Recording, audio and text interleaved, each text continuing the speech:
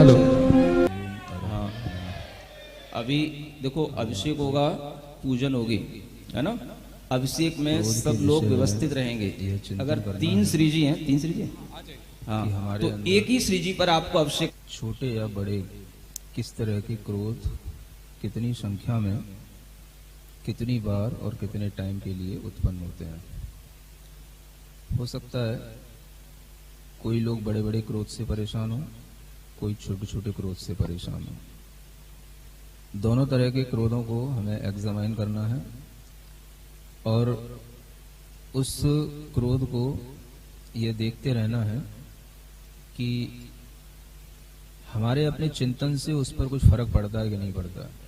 जो हम सीख रहे हैं हमारे अपनी उस क्रोध को लेकर के या क्रोधित व्यक्ति को लेकर के, जिसके ऊपर हमें क्रोध आता है, उस व्यक्ति को लेकर के या जिस परिस्थिति को लेकर के हमें क्रोध आता है, उस परिस्थिति को लेकर के हमें जो क्रोध आता है वो क्रोध हमेशा एक जैसा ही बना रहता है या उसमें कुछ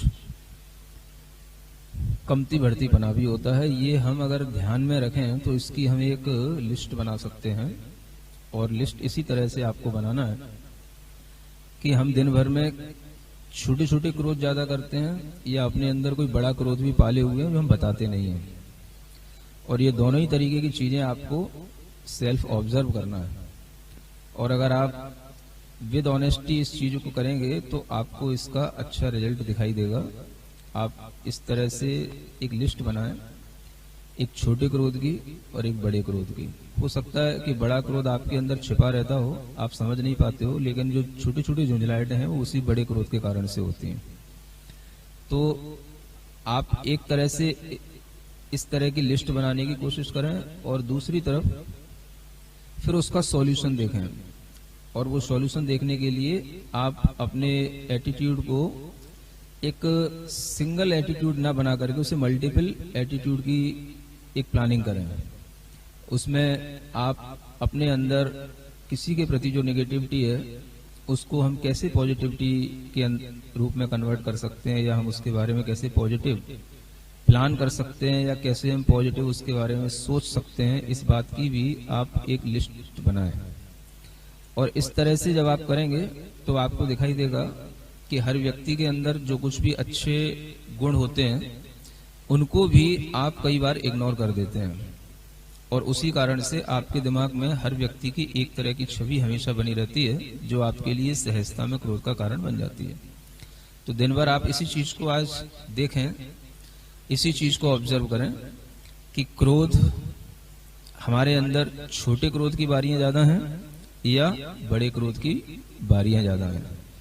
और फिर जो है हम अपनी थिंकिंग से उन छोटे क्रोधों को किस तरह से पॉजिटिव थिंकिंग के माध्यम से हम उसको बदल सकते हैं, उसको कन्वर्ट कर सकते हैं, उसको चेंज कर सकते हैं, ये सोचें।